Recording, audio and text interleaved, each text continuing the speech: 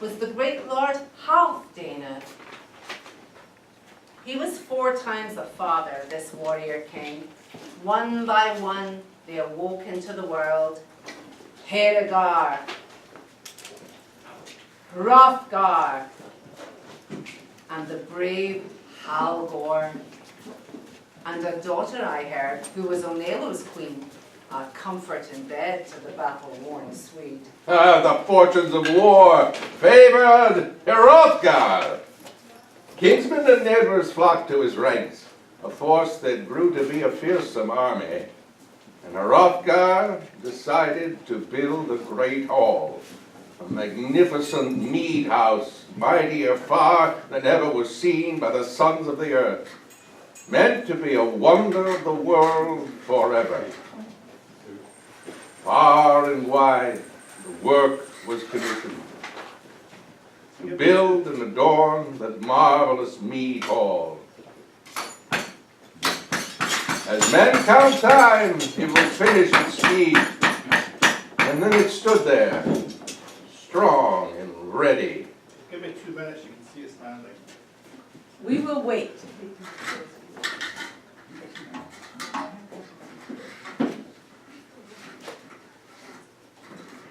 So far, so great, everybody. Perfect cues. Excellent. Where's my costume? In the kitchen. In a bunch. Where you left it. Now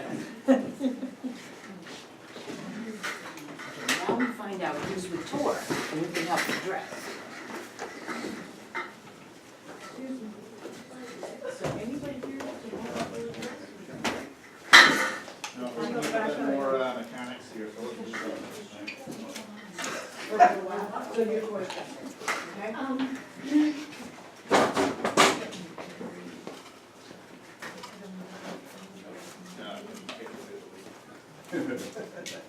it's just going to work this now. Okay.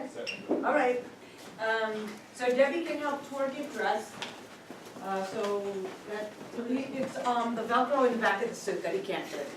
Okay, so Tor can't do it this time. So onward and upward. Let's keep going. From kinsmen and neighbors flocked to his Yeah. ranks. Far and wide workers commission, meant to be one of the world forever. It was far and wide, the workers of mission built there. And as men count time, it was finished with speed. And then it stood there, strong and ready. Hereat, he called this hall of halls, he whose word was law. The hall was vast, its gables high and wide, awaiting the barbarous burning that would be its fate. That day would come when the bloodlust of in-laws would flash into flame and the hall fall to ashes. But in the beginning, this hall was a symbol of strength.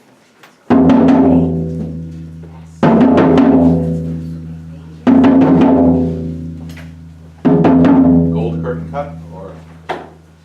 Yeah, old curtain cut. All right, in Hereat, Hrothgar shared his wealth, giving out rings and precious gifts, treasure at banquet as we had promised, but never common land or the lives of men. The ring giver called for the clear song of the singer. The skilled poet told of man's beginning, of how the Almighty had made the earth, brilliant in beauty, bound by the sea, and set up in triumph the sun and the moon as lamplights for men, bejeweling the world with branches and leaves, and quickening life in all living things that move and breathe.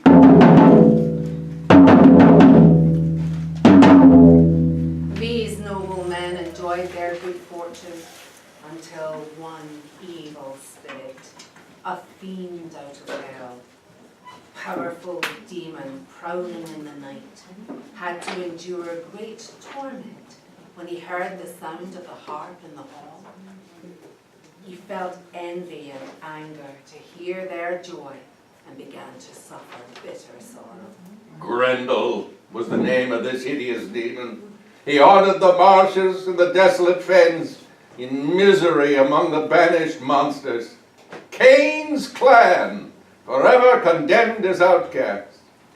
In the dark of night, Grendel drew near, closing in on the Ring-Danes in the royal hall. And there he came upon the best of the warriors, asleep after fasting, unmindful of danger, insensible to pain and to human sorrow. All at once Grendel descended upon them, wrathful and reckless, grim and greedy. He seized sleeping men and stumbled in darkness back to his lair with the murdered corpses, proud of his plunder and banquet of bodies.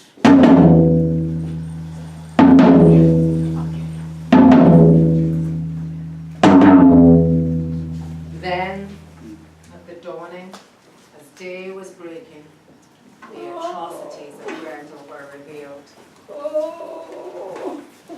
Wailing arose where feasting had been. Mighty King Hrothgar was staring in horror, bewildered and stunned by the loss of his thanes.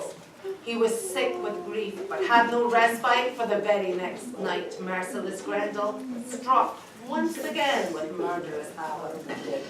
No one could know his purpose or reason. He was evil by nature and knew no remorse. Sometimes at pagan shrines they prayed to the slayer of souls in their desperate need.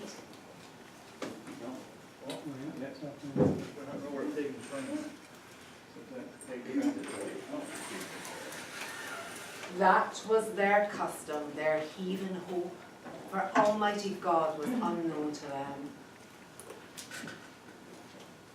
Soon the horror was known throughout the world. Terrible tales of the hearth raids of Grendel.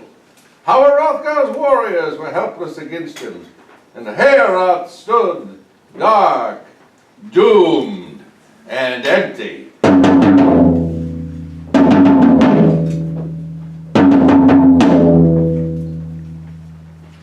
This feud with Grendel became known. We needed it dark there, right? Yeah, we need a black cover. Yeah. Okay, now up again. This feud with Grendel became known to Heorot's men in the land of the Geats. There was one among them who, for strength, was the foremost man on earth at the time. The king's nephew, the mightiest of thanes, believed that his strength could defeat the demon. I have heard there was no one like him alive, high-born and powerful, strong and courageous. He ordered a ship, a stout wave walker, and declared his intentions to sail to the Danes, to seek out King Hrothgar far over the Swan Road, that noble monarch in need of defenders. None of the elders stopped him from going, though dearly they loved him. They let him seek honor, fit for a hero. The omens were good. The bold men chose comrades, the best they could find, the keenest of warriors from the ranks of the Geats.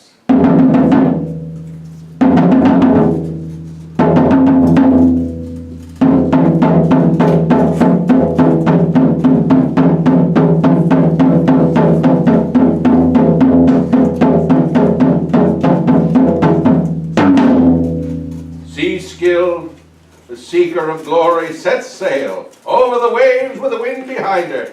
The sea horse swiftly covered the distance, until in due course on the second day, the sailors saw landfall, sunlit cliffs, steep crags, and broad headlands.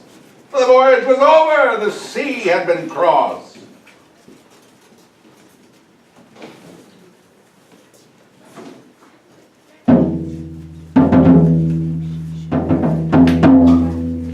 The Geat warriors climbed ashore quickly, leaping to the sand with clashes of armor. A sharp-eyed lookout was high on the cliff, guarding the sea cliffs from foreign marauders. He saw battle gear being unloaded, and with a mighty hand he shook his spear and challenged the intruders with formal words. Who are you in your warrior's lordship? Rigged out for battle with bladed weapons? Never before have men at arms, uninvited, landed so openly on our shores.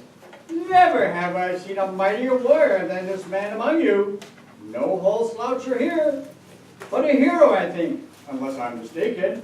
Yet, before I allow you to go any further, you must tell me, and the sooner the better, where you have come from and why you are here. The leader of the warriors unlocked his word hoard. We belong by birth to the Geat people, owing arms and allegiance to Lord Haelach. We come on a mission and have nothing to hide. In good faith, I mean to speak to your leader, Halfdane's son, the noble Lord Hrothgar, to learn if the reports we have heard are true, that the Shieldings are cursed with a man-eating monster, a dark evildoer in the dead of night. I come to offer my strength and assistance.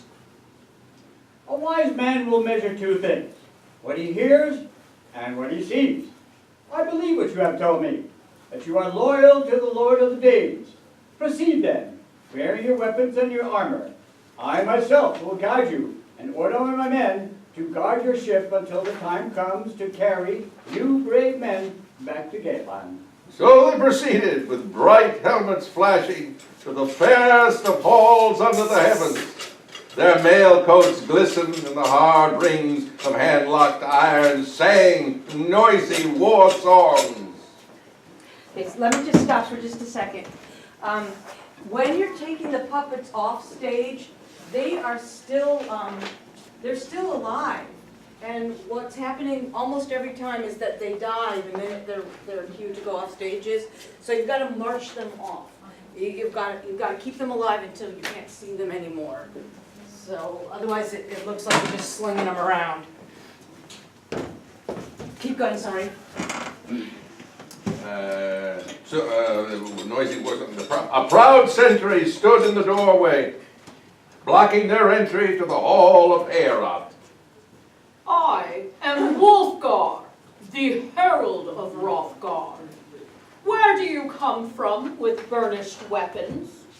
What brings you here to the great hall of Heorot? We are King Haelach's men from Geatland. Beowulf is min name. Beowulf is my name. We seek an audience with noble King Hrothgar, but I would rather explain this mission of mine personally to your famed sovereign, if he will receive us. I can tell by your bearing and by these fine wrought weapons that you are men with noble intentions. It is plain that you are here because of your valor, and not because you are banished or exiled. I will take your request to our noble king and return at once with his reply. And so the herald went in haste to the high-seated bench where Hrothgar sat. Nice, guys, that's good. White and old, with his earls around him. Wulfgar announced the warrior's arrival. Warriors from Geatland request an audience with you. Gracious Lord, I beg you to receive them. They seem well-born and worthy of respect. The foremost among them is a man called Beowulf. I knew Beowulf when he was a boy. I helped his father, Ecgtheow. Now his son has come here as a friend to us to repay that help. This is my hope. Seafarers say he is fearless in battle. He has 30 men's strength in the grip of his hand. Holy God in his mercy has sent him to us, guided the Geat to defend us from Grendel. Go in haste and bid them come hither. Say the Danish people welcome them. Beowulf led his warriors to Hrothgar. He stood valiant on the king's own hearth in the shimmering metal of his mail shirt. Hail, King Hrothgar! I am Haelach's kinsman. In Geatland we have heard of the dark deeds of Grendel. Travelers say that the best of buildings stands empty and useless, deserted at night. the wisest men among my people advised that I offer assistance and aid because they observed my awesome strength. When they saw me in battle, I was always a victor. I resolved to come here, and if you won't refuse me, I shall overcome Grendel in hand-to-hand combat and cleanse dark Heorot of this hideous demon. Beowulf, it grieves my heart to burden anyone with the malice, carnage, and humiliation that Grendel has inflicted upon us in Heorot. My household guard steadily weakens. Fate has swept my best warriors away into Grendel's clutches, leaving no trace. Your father swore oaths of allegiance to me when first I was king. Now you have come, at the height of your powers, a friend in our hour of need. Unfair of Thane, the son of Edgelot, sat at the king's feet and spoke envious words. Are you the same Beowulf who battled with Breca to show off his swim skills in the open sea? You risked your lives in deep water for the sake of a foolish, arrogant boast. I heard Breca outswam you and came out the stronger. This time you'll be slaughtered. No one has ever survived a night in battle with Grendel. Strong words, good friend Unferth, but I think it's the ale that's doing the talking. The truth is, I was the mightier swimmer, but for 5 nights I battled under the waves with monsters who haunted those ice water depths. By the time it was over, I slew 9 sea demons. I cannot recall any fight of yours, Unferth, that bears comparison to my mighty deeds. For what feats of valor will you be remembered? Slaying your brothers? The fact is, Unferth, had you the courage, Grendel's death-dealing would have been stopped long ago. The grey-haired treasure giver was joyful, having heard in Beowulf such steadfast resolve. Danes and Geats came together under Heorot's roof. Welctheo came forward, Hrothgar's queen. Mindful of courtesies, she welcomed the men, came to Beowulf and offered him mead, grateful that a champion had arrived in the hall to rid them of the curse of Grendel. I made up my mind when I set out to sea that I would perform this act of courage and give your people what they needed, or meet my own death in this very hall. Fate goes ever as fate must. It is time for me to take my night's rest. Never before, since I could bear arms, have I entrusted the Danes' hall to another man. Now guard and hold this royal house. Remember your courage and focus on glory. Beware of the enemy. If you come through alive, your ship will sail home with its hold full of treasure. Resolute, Beowulf placed his trust in his courage, his might, and the mercy of God. He removed his armor and put down his sword.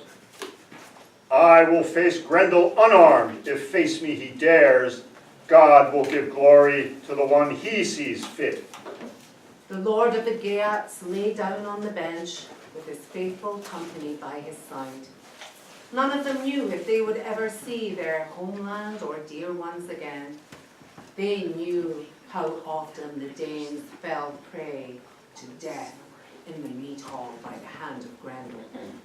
Soon, all were asleep in the shadowy hall. Can you make them breathe a little bit, snoring kind of? No, I mean move their chests up and down, the sleeping puppets, and make sure their eyes are facing backwards.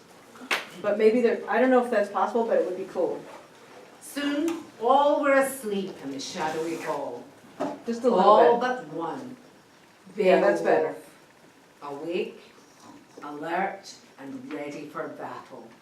Then from the moors under misty cliffs, murderous Grendel came greedily stalking, the cursed creature came to the mead hall and beheld the company at rest, unaware. With demonic eyes flashing like flame, he exulted over his chosen prey. Fearless and still, Beowulf lay watching. Grendel seized a sleeping warrior, bit into his bones and drank down his blood, devouring the man from his head to his foot. His claw now reached to strike the hero, but battle-hard forearms deflected the blow. Beowulf sprang up and caught the demon, fast in an arm lock with a grip of iron. He was captured and cornered. There was no escape. Beowulf's men drew out their swords, but to no avail. They could not know no man-made weapon could damage Grendel. Then an unworldly wail arose, a savage scream, fear and terror, everyone felt it. Beowulf bestowed a deadly blow, sinews sprang asunder, bone locks burst, Grendel's life blood spilled from his shoulder, his arm was turned off, and off he fled.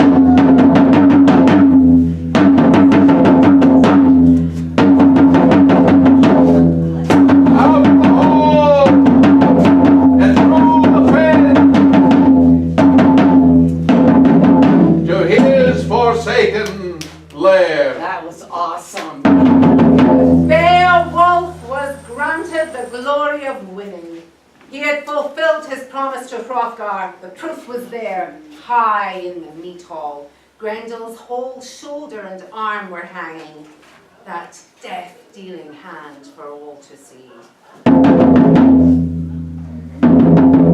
Dawn broke, and both Danes and Geats saw Grendel's gory trail to the swamp. Damaged, defeated, and now death-drowned, hell had claimed his heathen soul. The jubilant warriors gathered in Heorot and gazed in awe at his severed limb. Beowulf's feat was admired and praised. No man was more silent than Uther. Hrothgar praised God for Beowulf's victory.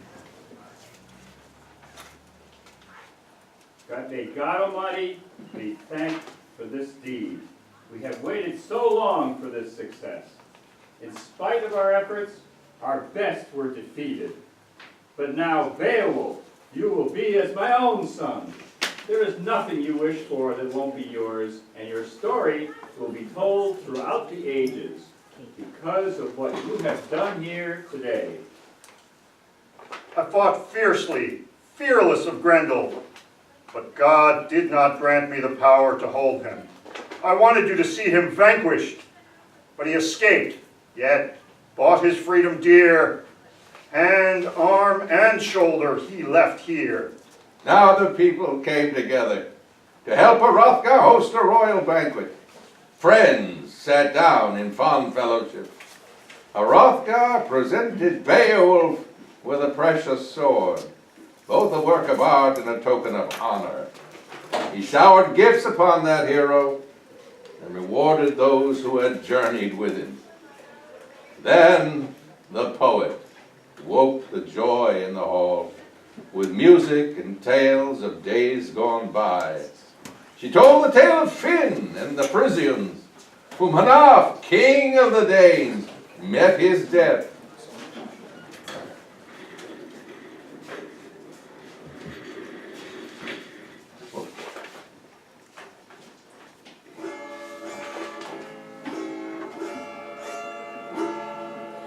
Queen Hildeburh had no cause to trust the Jutes.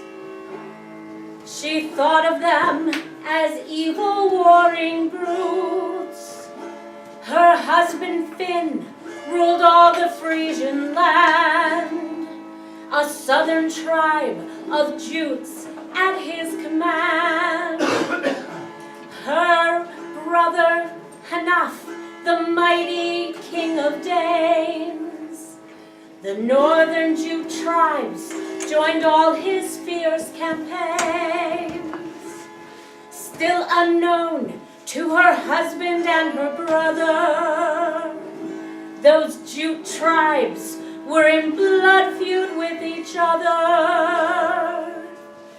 It came to pass that Hanaf sailed the sea to honor Finn and forge a treaty of peace.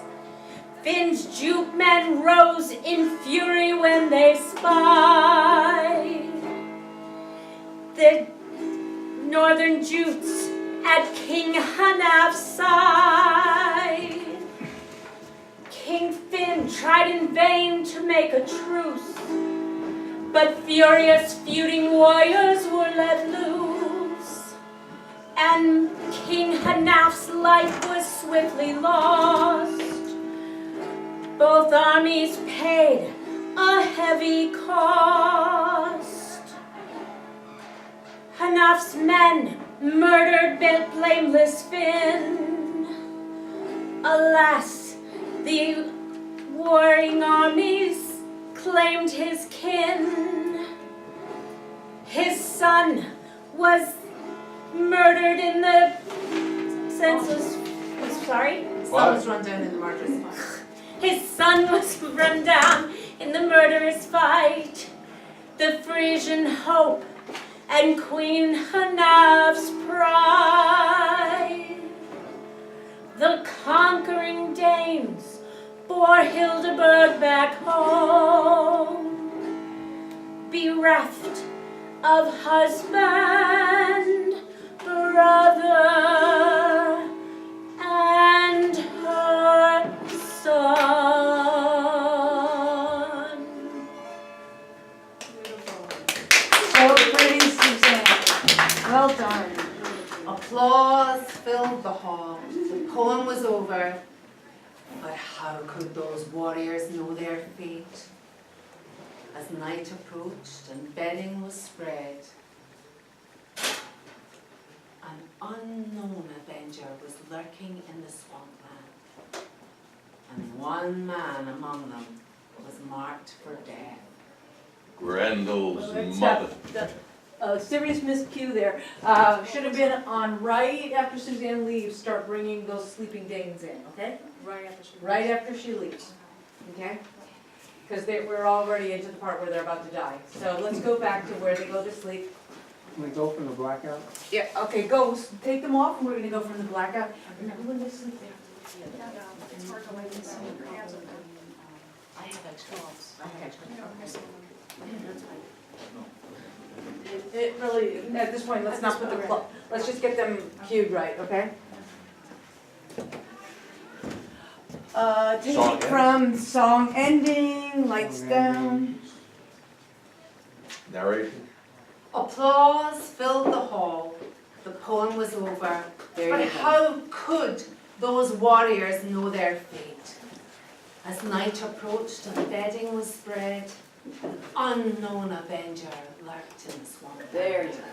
And one man among them was marked for death. Grendel's mother, monstrous hell wife, grieved for her son and brooded on misery.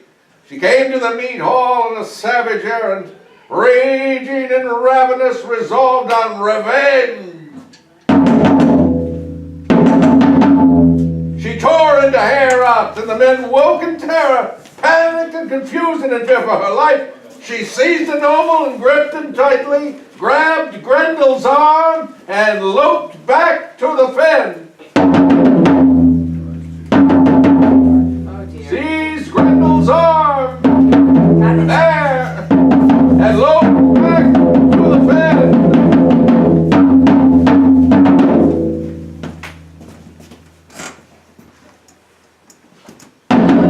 Good. Now the old king. Is there going to be like a lights down there or anything after she exits? Shouldn't that be like a blackout? Yeah, it should be a blackout. Blackout where now? Right after Amy goes off, Loped back to the fen. lope back to the fen, the thing's gonna close, and you black out while the puppets come in. during the drums. You stay, and the king will join you, but there should be black so that it makes sense. We're tracking the blood, is that where we are? No. Grab Grendel's arm and lope back to the fen, middle of So 17. it's Grendel's mother's exit. His mother, hold on, Brandon's mother, grab on, low back to Fen, that's a blackout there? Yeah, because we gotta get the king on now. Okay, so, alright, So black. Then you guys can stand up now, and here comes the king. Okay. it's okay, appreciate it. Rosa, go ahead. That's- Now the old king, that grey-haired warrior, was heart-sore and weary. Noble Ashura, his chief advisor and best-loved friend, was dead and gone. Beowulf was in other lodgings, unaware that terror and sorrow had returned.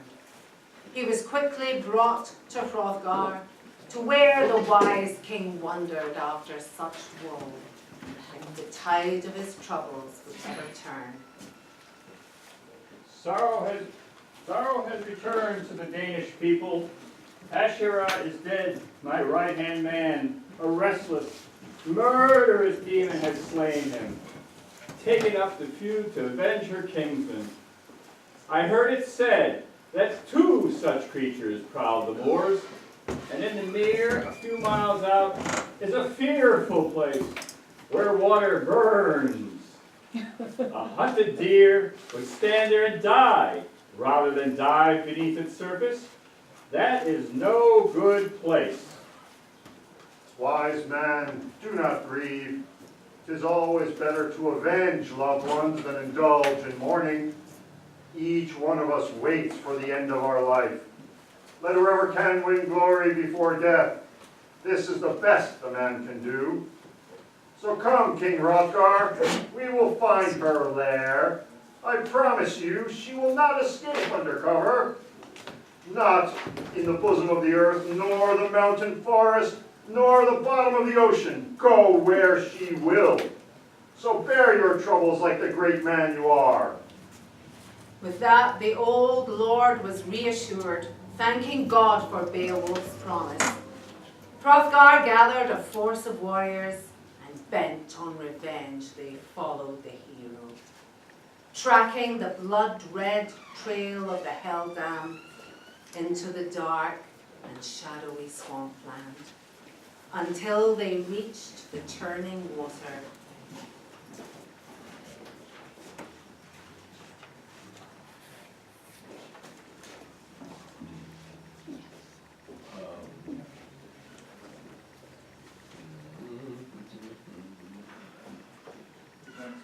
Me. It Do I was say a it hard in the blow dark? to each of them when they No, I know came. what it is, but So do I just Ed, say as it? soon as the head's out, just put the lights back on. Yeah, okay. It was a hard blow to each and every one of them